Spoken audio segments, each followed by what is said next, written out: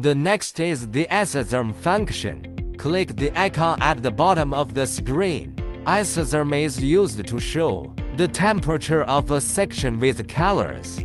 In this case, there is no isotherm. There are several isotherms in the thermographic camera. The first is upper isotherm. The upper isotherm is used to show the temperature above certain degrees with a color. For example, in this case, we use pink to show the temperature above 27.6 degrees Celsius. The second is the lower isotherm. We use green to show the temperature below 25.5 degrees Celsius. Long press and drag the value to adjust the temperature range of the isotherm. The third is the isotherm beyond the range.